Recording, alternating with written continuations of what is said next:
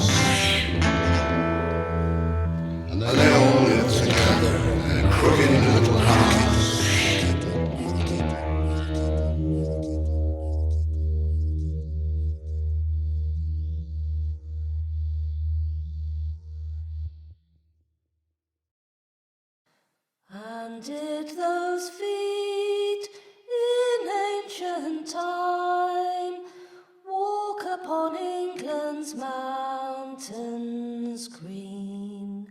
And was the Holy Lamb of God on England's pleasant pastures seen? And did the countenance divine shine forth upon our clouded hills? And was Jerusalem builded here among these dark satanic mills? Bring me my bow of burning gold, bring me my arrows of desire, bring me my spear, O clouds unfold, bring me my chariot of fire. I will not cease from mental fight, nor shall my sword sleep in my hand, till we have built Jerusalem in England's green and pleasant land. Rose, rose, rose red, shall I ever see thee wed? I marry that thou wilt. Shall I ever see thee wed? I marry that thou wilt. Shall I ever see thee wed? I marry that thou wilt. Shall I ever see thee wed? I marry that thou wilt. I marry that thou wilt dead. when thou art dead.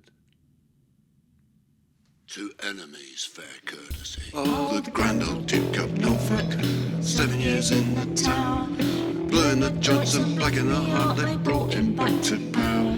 When the Thumberland pleaded court, Queen Lady Jane Grey's case, my court is this, should be quartered, hanged, and you're all flung in your face. When Sir Thomas White the Younger and his 7,000 men rose up against their Catholic Queen on Norfolk Road again, up to Rochester Bridge and his Isles, with his gunners to the fore, his London white coats left behind to light the tide of war. Oh, white was our war cry for church and liberty, against this Queen and a Spanish crew, all Englishmen are we. When Sir Thomas White the Younger and his 7,000 men rose up against their Catholic Queen on Norfolk Road again, he thundered, turned those guns around, but his Londoners fled the field, their coats all torn, their bows unstrung, his Catherine wheels unwheeled. The Roman candle's final blaze, it won the day without him, till Bloody Mary too went down in flames and wreck and ruin. was Sir Thomas White the younger, and his 7,000 men rose up against the Cavalier Queen on Norfolk Road again. This owner of the previous establishment, this all our yesterdays man, this undead vampire, this old noble money, this gothic medieval villain of every piece, this upstaged splenetic crosspatch, this clock-stopped Time Lord, this no can do, this petrified mite, this ghost of an England that died at Bosworth. 3 blind mice, 3 blind mice, see how they run, see how they run, they all ran after the farmer's wife. She cut off their tails with a carving knife. Did you ever see such a thing in your life? 3 blind mice, 3 blind mice, see how they run, they all ran after the farmer's wife. She cut off the tails with a carving knife. Did you ever see such a thing in your life? 3 blind mice, 3 blind mice.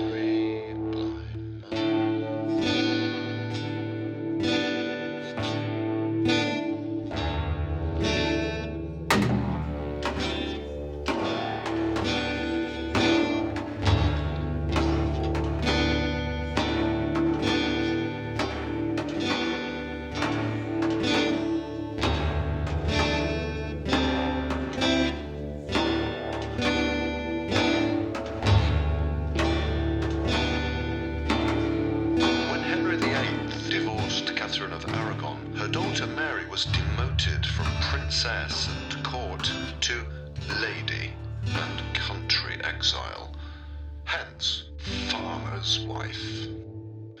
During the reign of Henry's Puritan heir, Edward VI, England's first Protestant king, Catholic priests were hunted to death, and the ultra-Protestant Cranmer and his bishops Latimer and Ridley pursued policies vindictive to Mary. They all ran after the farmer's wife. Finally, Catholic Mary succeeded, and her reign of counter-terror earned her another nickname, Bloody Mary.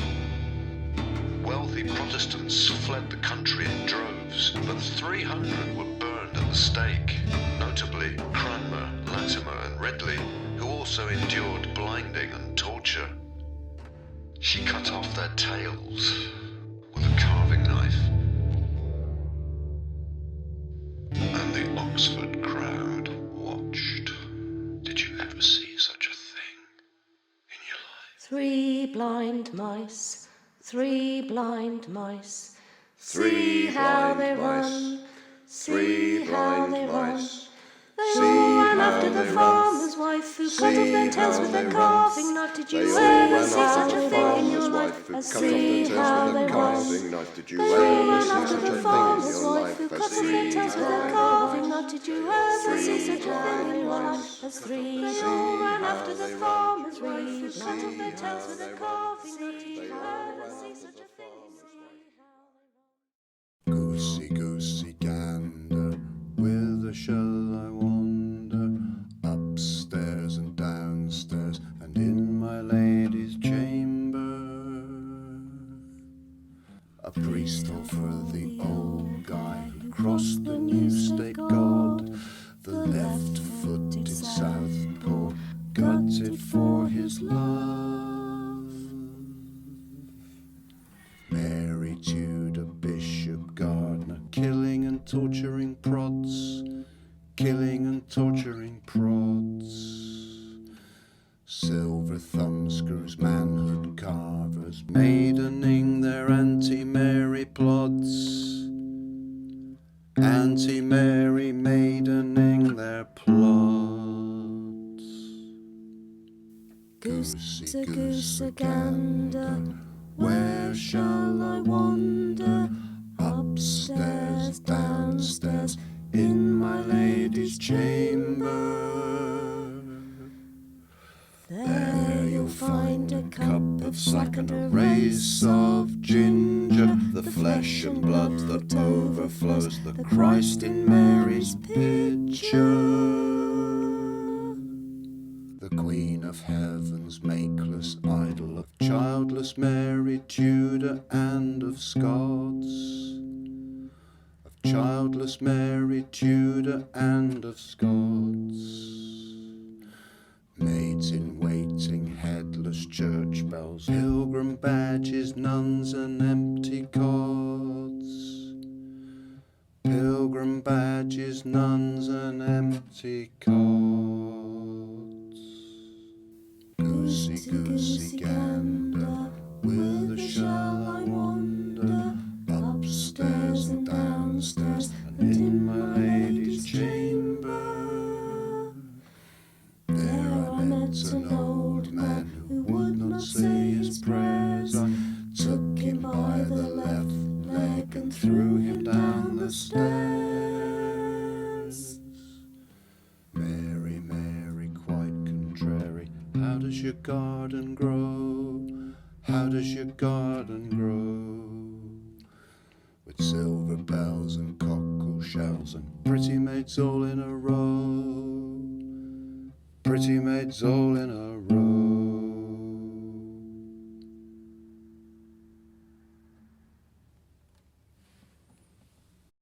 Oliver Cromwell famously banned them, except he didn't, but then we've never let the facts get in the way of a good King Charles fairy tory. It's Good Friday, it's 12 of the clock, and it's breakfast, Jack. Be lucky with an everlasting, ever spicy hot cross bun. Hot cross buns, hot cross buns, hot cross buns. 1 a penny, 2 a penny, hot cross buns. Hot cross buns. If you have no daughters, give them to your sons. If you have no daughters, give them to your sons. 1 a penny, 2 a penny, hot cross buns. Hot cross buns.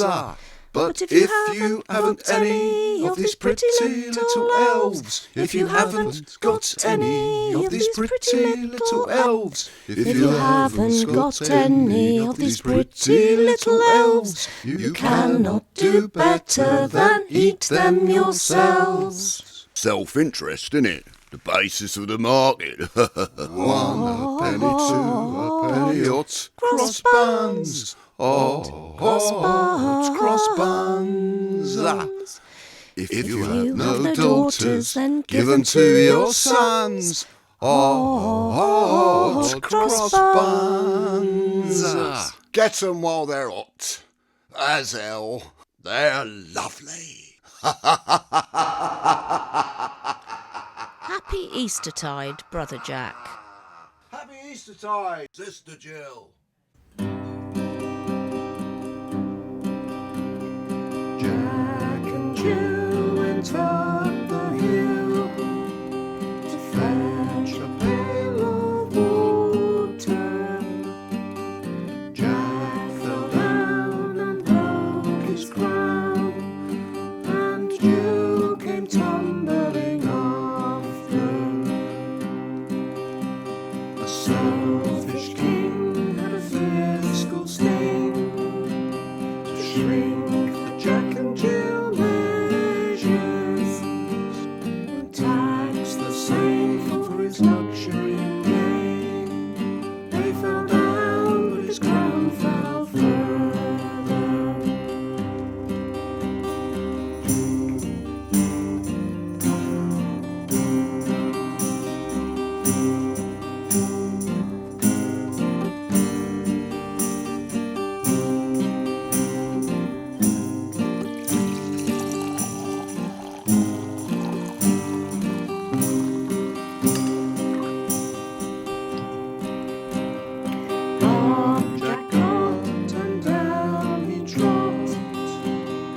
fast as he could caper. He went to bed to mend his head with vinegar and brown paper.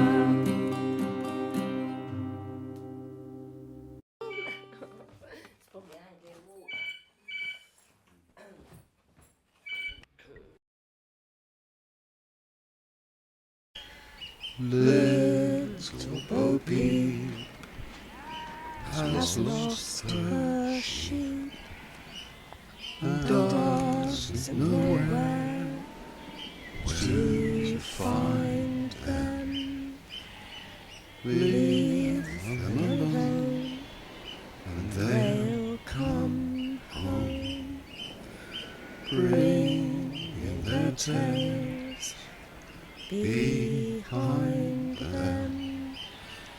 Little Bo Peep fell fast asleep and dreamt she heard them bleating.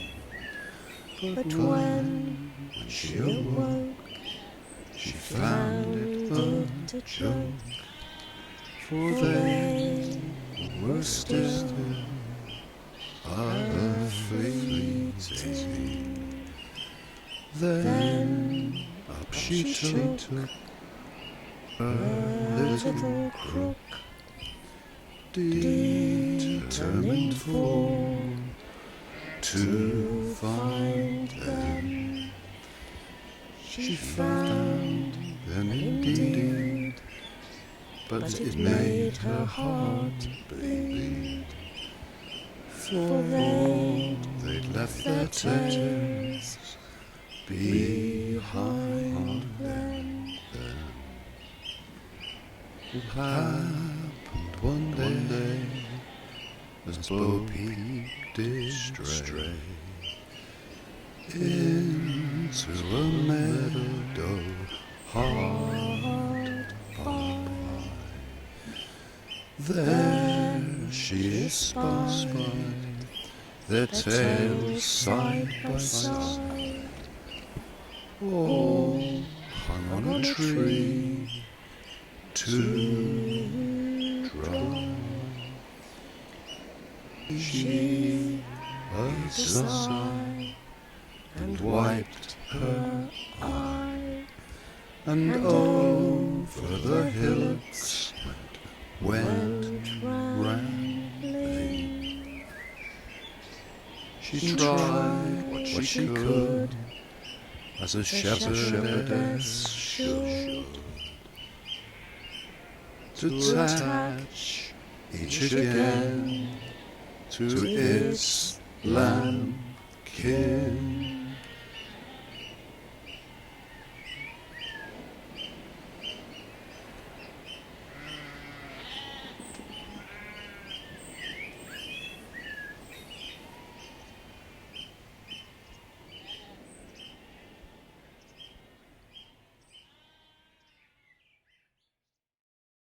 Right, children. What was the Crooked Mile? The Anglo-Scottish border. Sir. Who was the Crooked Man? General Sir Alexander Leslie. Sir. What was the Crooked Sixpence? For the pay he took, fighting against the king, for the king, against the king, and then as his loyal captain, handing him over for his execution. Sir.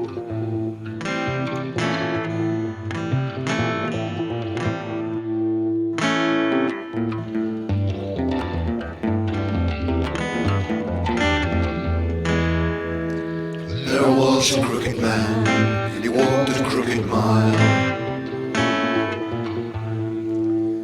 There was a crooked man, and he walked a crooked mile.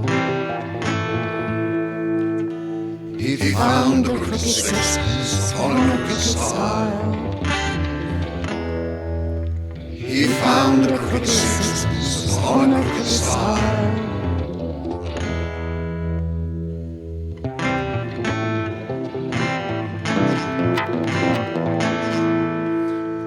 He bought a crooked cat that caught a crooked mouse. He bought a crooked cat that caught a crooked mouse.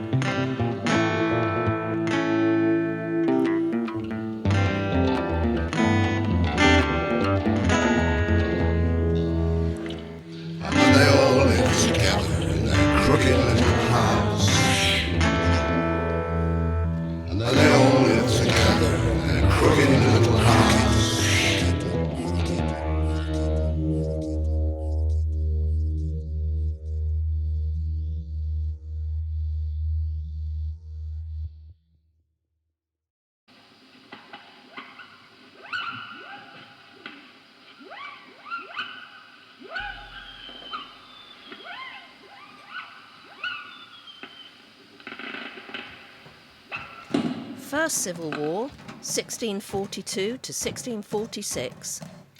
Battle of Edge Hill, October 1642. Half-time, Royalist win. Result, draw. Battle of Newbury, September 1643. Half-time, Royalist win. Result, draw. Battle of Marston Moor, July 1644. Half-time, Royalist win. Result, narrow parliamentary win.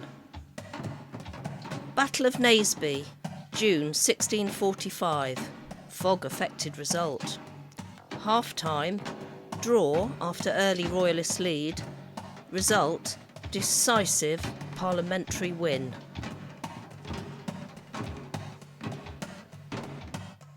One and two and Why did the king lose the navy? Why did the king lose the navy? Control of the ports and of the country in 1642. He was soft on the Armada, two-faced wet to a Maria, stopped us relieving the Protestant martyrs in the 30 Years' War. Hooray, the navy rises, hooray, the navy rises against the court and its favourites' prizes, against bad King Charlie. Why did the king lose the navy? Why did the king lose the navy? Control of the ports and of the country in 1642. A smut on good Queen Bess's memory, sturdy English sailors, breezy piety, a Protestant trade wind up your fancy, Buckingham's and Stratfords. Hooray, the navy rises against the court and for the houses, customs dues in the commons' pockets against bad King Charlie. Why did the king lose the navy? Why did the king lose the navy? Control of the ports and of the country in 1642. He clothed it poorly and fared it badly, on ship money forced on a mutinous country, then served the king better slave in a galley that cherished more than we. Hooray, up it rises to foreign flags through Charlie crisis, to Parliament now as the new world's finest admirals predicted. Why did the king lose the navy? Why did the king lose the navy? Control of the ports and of the country in 1642. It gave its love to the Earl of Warwick, a sailor himself who paid its service, fought Spain and Pope like good Queen Bess did, and for the mercantile interest. Hooray, and up it rises, securing trade and naval bases, big respect in foreign places, London for the Roundheads. Why did the king lose the navy? Why did the king lose the navy? Control of the ports and of the country in 1642. He He overtaxed the merchant interest, the City of London trade and business, licensed greed for his royal favourites, cavaliered our houses. Hooray, the navy rises, all but one of the royal warships, a 6-year fleet of Roundhead fierceness against bad King Charlie. Why did the king lose the navy? Why did the king lose the navy? Control of the ports and of the country in 1642. It put him in the Shire fields till he sobered, showed his Cavaliers to the cliffs of Dover, made a forecastle of the Commons' orders, locked its doors against him. Hooray, the navy rises, mutinous crews deciding, captains against the court and for the houses, against bad King Charlie.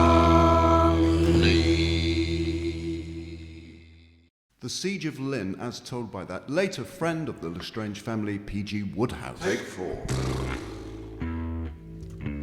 My father leapt upon his high horse and galloped it hard into Lynn. I seize this parliamentary town, declare it for the king. You have no mandate, quite mayor and MPs, laughed at, West those knaves. Cavalier bravado has come to town, which you from yourselves are safe. The Cromwell's preaches at the gate of Lynn as at heaven knock. Our stained glass windows shoot all to hell, our royal passage block. All the king's horses and all the king's men. All the king's horses and all the king's men. All the king's horses and all the king's men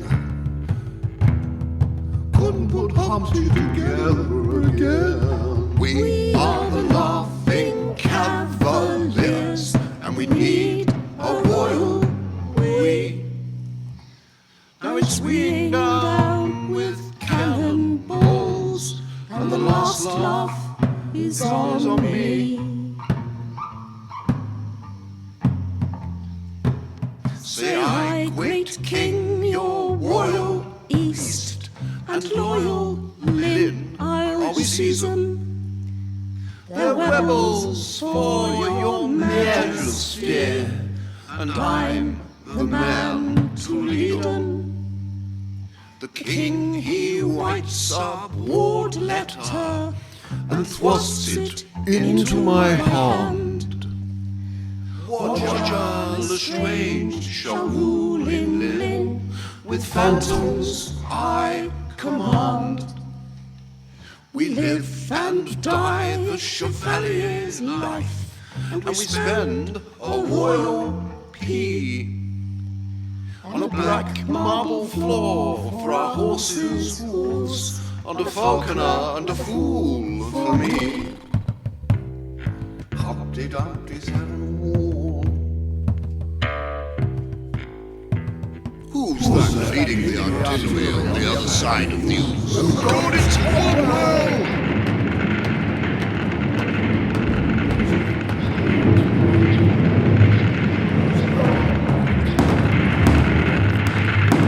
We are the laughing Cavaliers, and we need a royal we.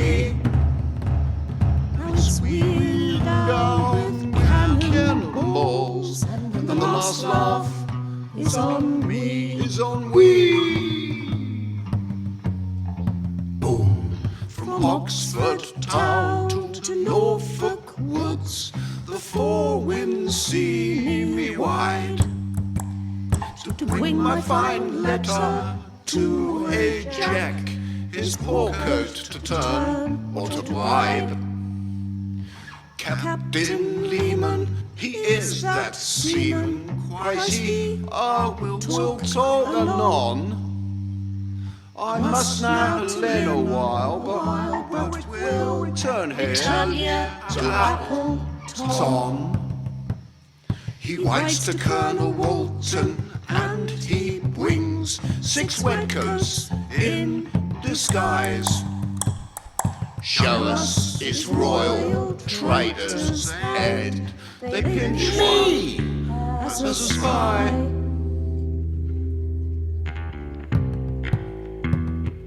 Humpty Dumpty sat. Did you hear about Humpty Dumpty, Melanie? No, Gareth. What happened? Well, he had a great fall. Couldn't put Humpty together again. We are the Laughing Cavaliers, and we need a royal we. Now it's wind down, cannonballs, balls, and the last laugh is on we. One's so blasted, one doesn't know whether one's a noun or an adjective. We are the Laughing Cavaliers, and we need a royal we.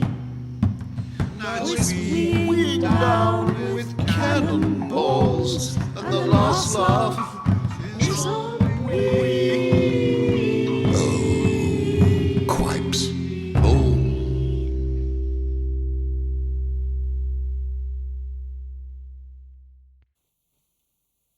Oliver Cromwell's tomb read, God, not man, is king. Freeborn John Lilburne said, Man, not king, is God.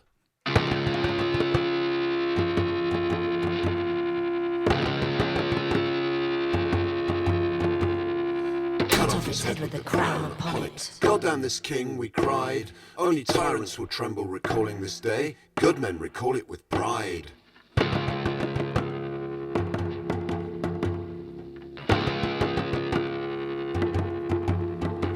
Cavalier tales of cross-dressing kings. Royalists gaping up oaks. Ha! Give us that heaven on earth achieved and run by new model blokes. And ladies.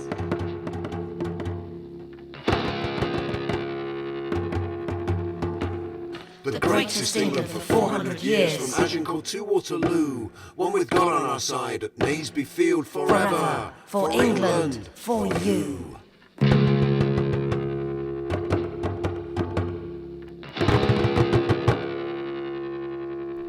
Was the earth made to preserve a few covetous, proud men to live at ease, and for them to bag and barn up the treasures of the earth from others, that these may beg or starve in a fruitful land? Or was it made to preserve all her children? The bloodiest war in our history, and 1 in 4 of us died. For a castled king on a stagnant throne in a revolutionary tide. I spilled my blood, so I need a voice. Cries reborn John at Putney, who dies for England is England's king. We are no grandee's army. The poorest man in England has the right to live as the greatest.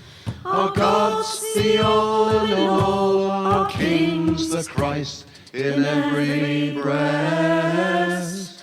The bloodiest war in our history, and 1 in 4 of us died.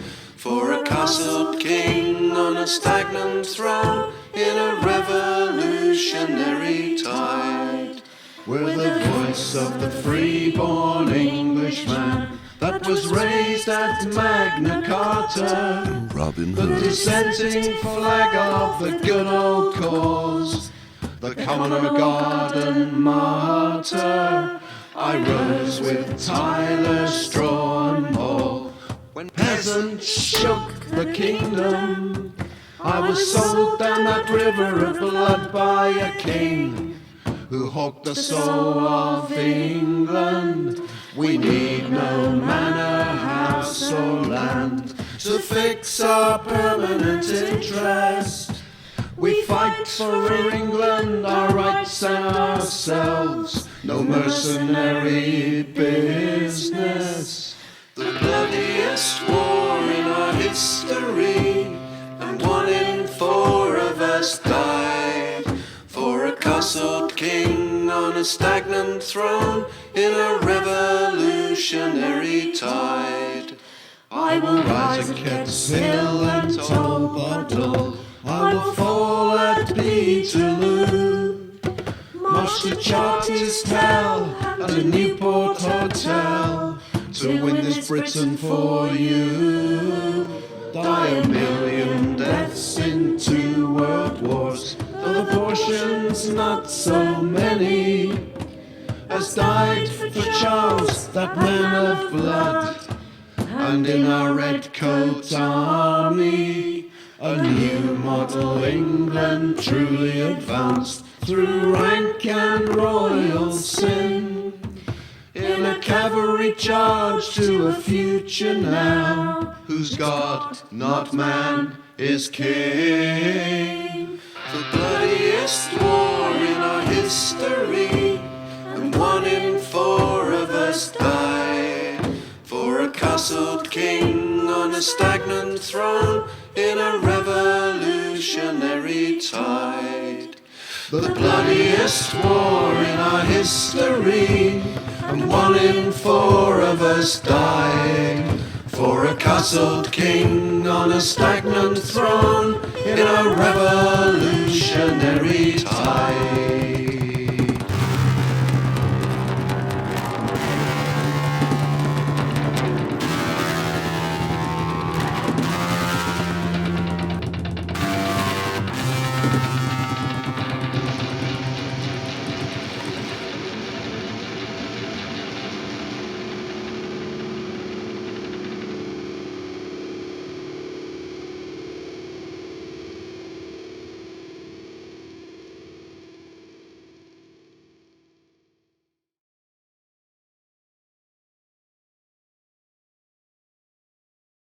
Ride a course to Banbury Cross, to see a fine lady upon a white horse, with rings on her fingers and bells on her toes.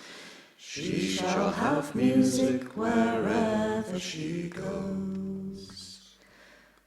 Coats Puritan smashed up as idolatress, Banbury's rich, high, white and red cross, painted church with her robes, rings and bells was a whore. The less Babylon she, our Bethlehem more. Coats Puritan smashed up as idolatress, to see a fine lady upon a white cross, painted church with her robes, rings and bells was her toes. The less shall have music wherever she goes.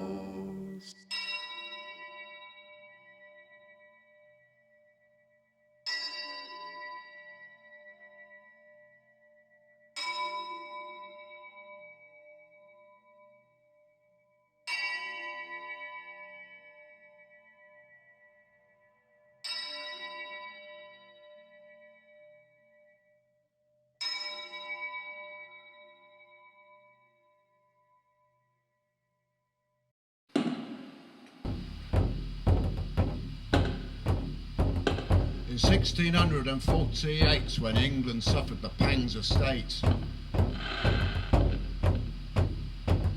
the Roundheads laid siege to Colchester town, where the king's men still fought for the crown. There one-eyed Thompson stood on the wall, he was the deadliest gunner of all. From St Mary's Tower, his cannon aflame, Humpty Dumpty was its name.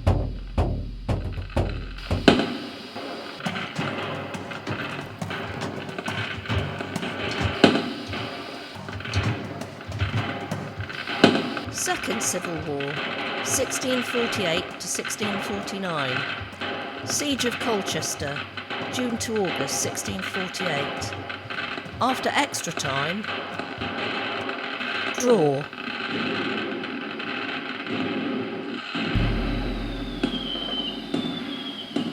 Penalty shootout.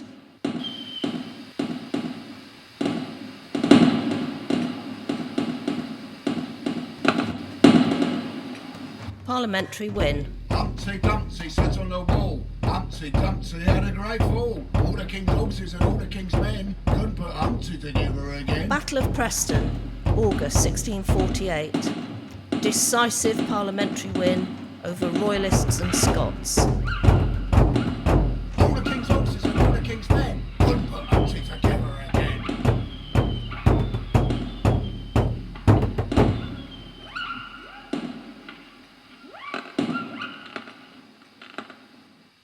As I was going by Charing Cross, I saw a black man upon a black horse.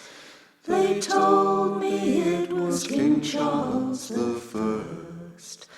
Oh dear, my heart was ready to burst. From the skies above Whitehall there tumbled a star. Dover beach, a wail the same hour, a death fit for a king, a tearless man scoffed, whose eyes the crows pecked from his round head aloft. From the skies above Whitehall by Charing Cross, I saw a black man upon a black horse. They told me it was King Charles the First. Oh dear, my heart was ready to burst.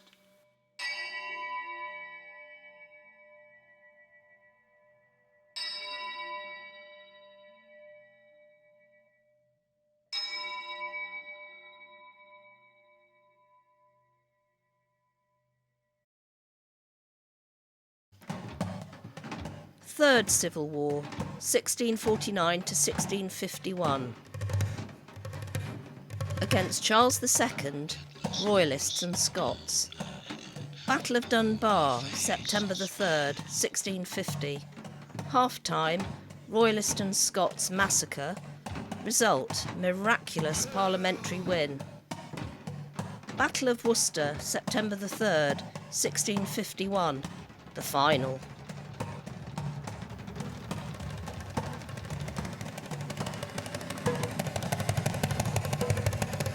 Parliamentary win.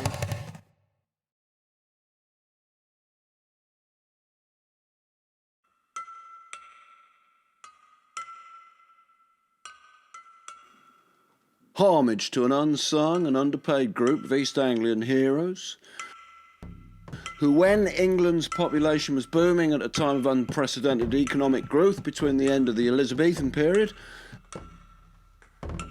and the Industrial Revolution,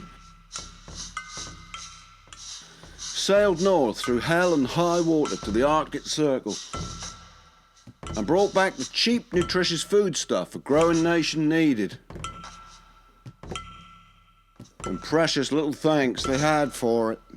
And there he sits in Norwich town, Eating a snow-white cod. this fair meat of the northern race is English as our God.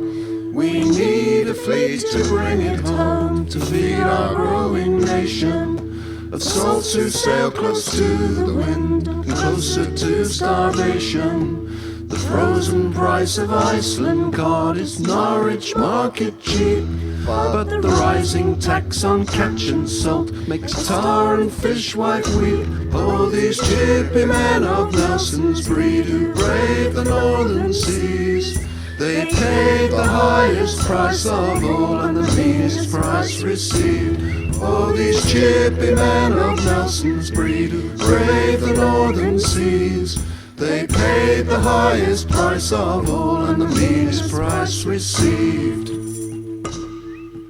The Iceland fleet sails north in March. The Iceland fleet sails north in March, great ships of 40 men. The doughtiest hearts in England's shores, from eastern shire and fen. Such cruisers drive the men of war to English victory. Cured by these waves, the saltest men who ever put to sea. Fierce winds and tides have blocked for weeks their course through Pentland Firth.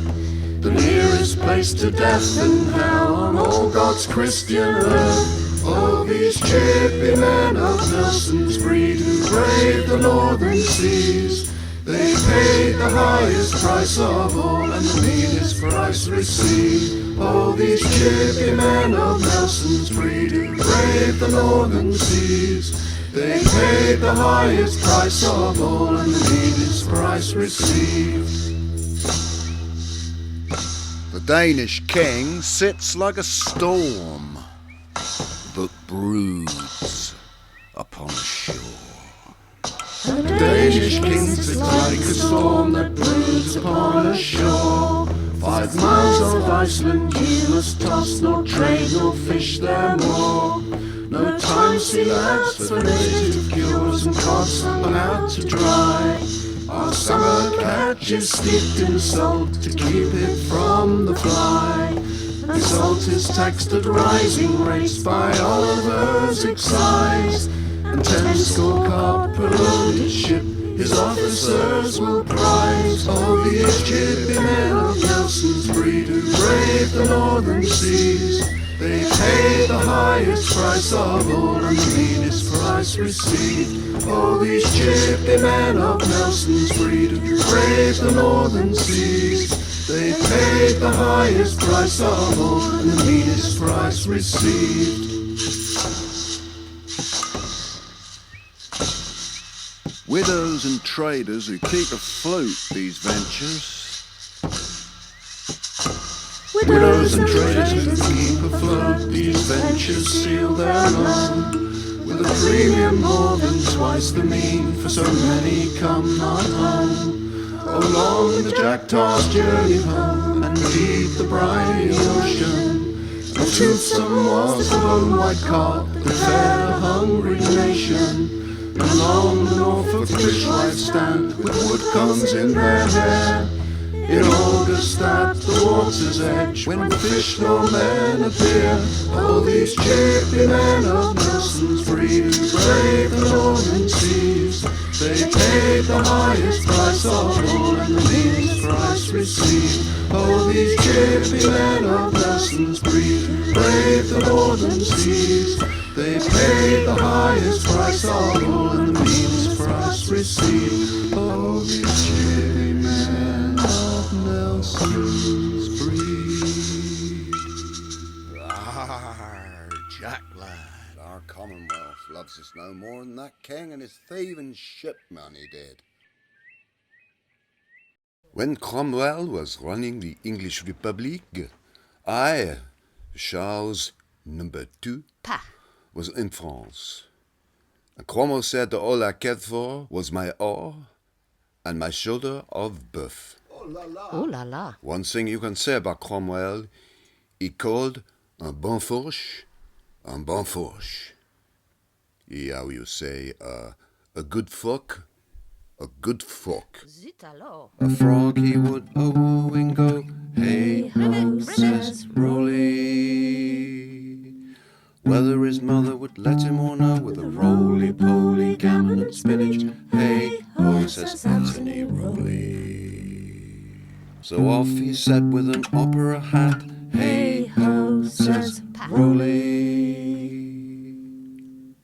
And on the road he met with a rat with a roly-poly gammon and spinach, hey ho, says Anthony Rolly.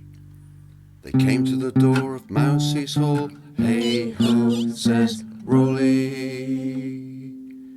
They gave a loud knock and they gave a loud call with a roly-poly gammon and spinach, hey ho, says Anthony Rolly.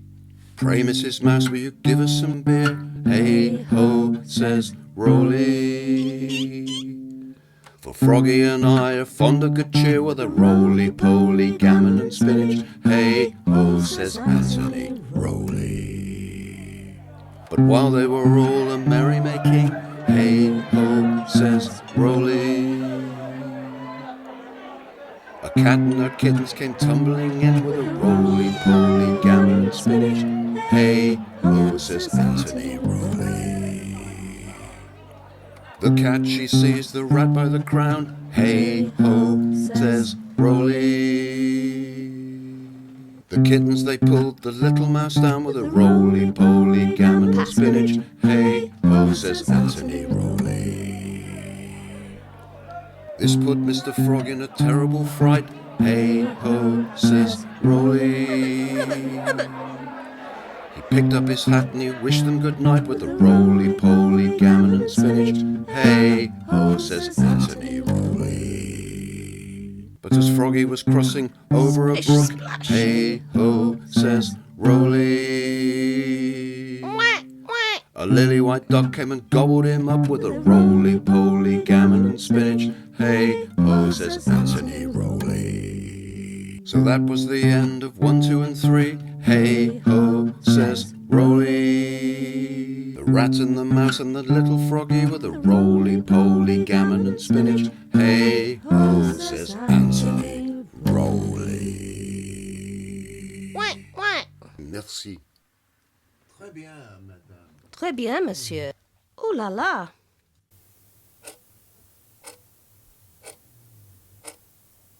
One, two, three.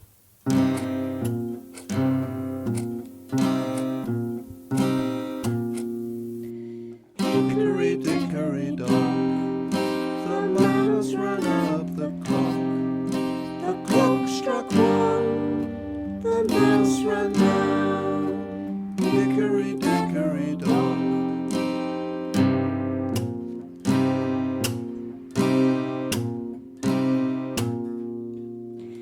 Henry was of the same stock, the first and the fourth of the flock. He should have done well, should have been the Cromwell, when the Monkey King turned back the clock.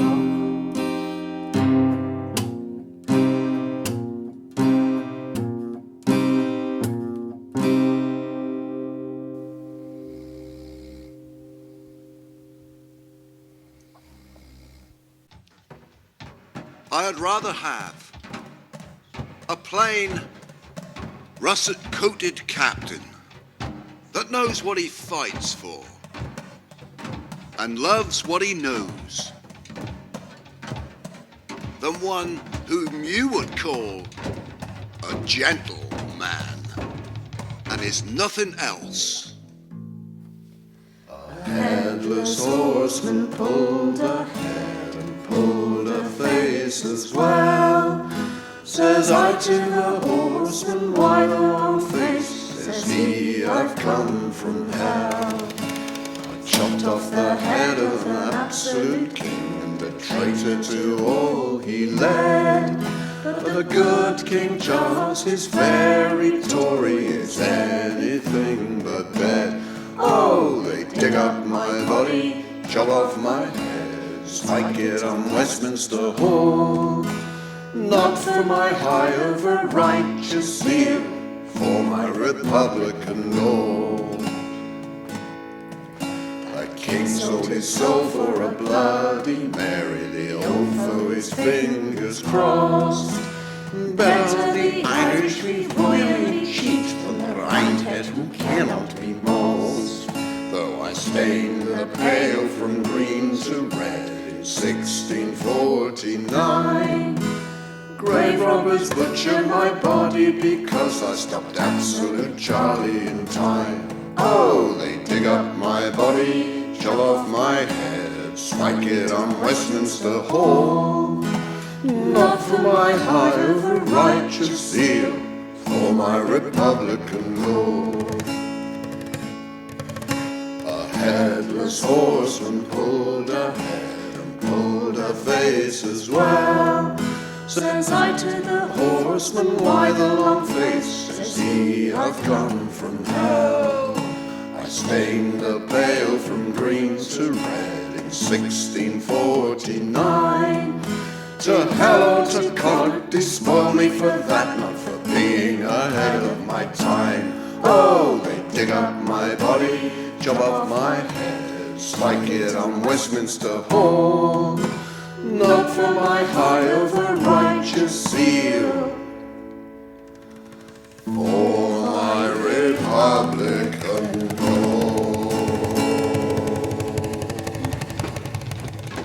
Take away that fool's bauble, the mace. Ye have sat too long here for any good ye have been doing. Depart, I say, and let us have done with you. In the name of God, go!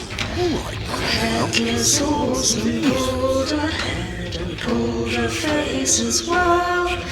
Says I to the horseman by the long face, says he, I've come from hell.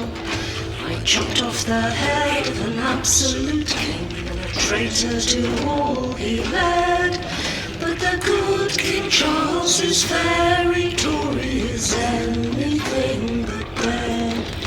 They dig up my body, chop off my head, spike it down Westminster Hall. Not for my eye of a righteous seal, for my Republican goal.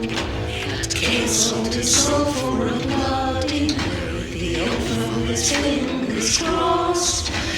Better the Irish we never to cheat than the Roundhead who cannot be lost. Though I stain the pale from green to red in 1649, Roy Roberts butcher my body because I stopped absolute Charlie in time. Oh, they dig up my body, chop off my head, spike it on Westminster Hall.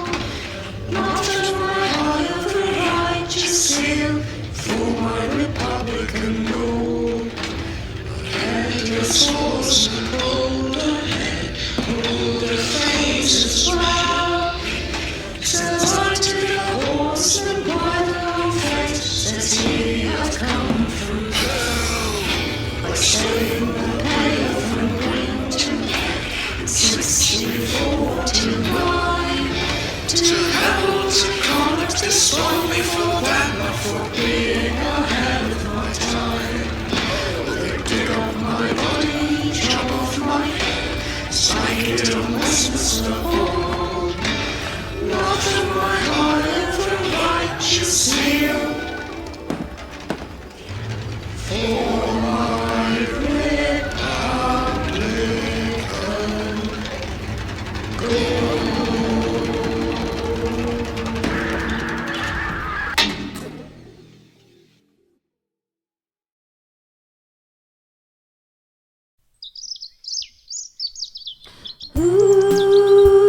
Cock Robin. I set the sparrow with my bow and arrow. I killed Cock Robin. Who saw him die? I set the fly with my little beady eye. I saw him die. Who caught his blood? I set the fish with my little dish. I caught his blood. Who'll make the shroud? I said the beetle. I set the beetle with my thread and needle. I'll make the shroud. With my thread and needle. Who'll dig his grave? I set the owl with my pick and shovel. I'll dig his grave. All the birds of the air were a-sighing and a-sobbing when they heard of the death of poor Cock Robin, of poor Cock Robin. Who'll be the parson? I set the rook with my little book. I'll be the parson. Who'll be the clerk? I set the lark if it's not too dark. I'll be the clerk. Who'll carry the link? I set the lid, I will fetch it in a minute. I'll carry the link. Who'll be chief mourner? I I said the dove, I mourn for my love. I'll be chief mourner. Who'll carry the coffin? I said the kite, if it's not through the night, I'll carry the coffin. All the birds of the air were a sighing and a sobbing when they heard of the death of poor Cock Robin, of poor Cock Robin. Who'll bear the pall? We said the wren, both the cock and the hen, we'll bear the pall. Who'll sing a psalm? I said the thrush as she sat on a bush, I'll sing a psalm. Who'll toll the bell?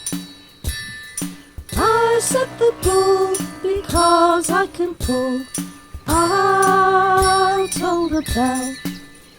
All the birds of the air were a sighing and a sobbing when they heard of the death of poor Cock Robin, of poor Cock Robin, of poor Cock Robin, of poor Cock Robin, of poor Cock Robin, of poor Cock Robin, of poor Cock Robin.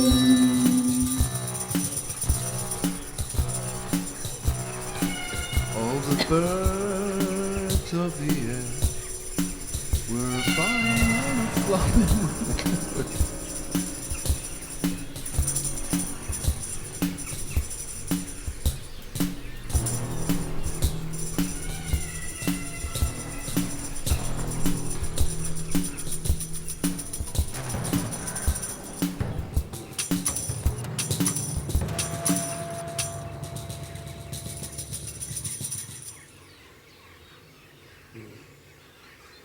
And did those feet in ancient time walk upon England's map? There's more to this Anglican hymn than often meets the ear.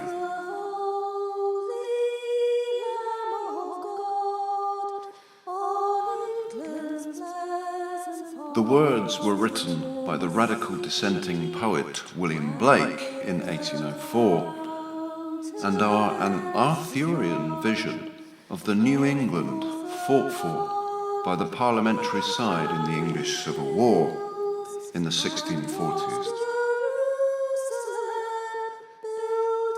The music was added by Sir Hubert Parry in 1916 in some of the darkest days of the First World War in a bid to raise national morale. Bring me my arrows of desire, bring me my spear, oh clouds of... But this is the vision of John Milton, Oliver Cromwell's secretary, as described by his fellow radical Blake, attempting to build within the actual English Republic of the 1650s.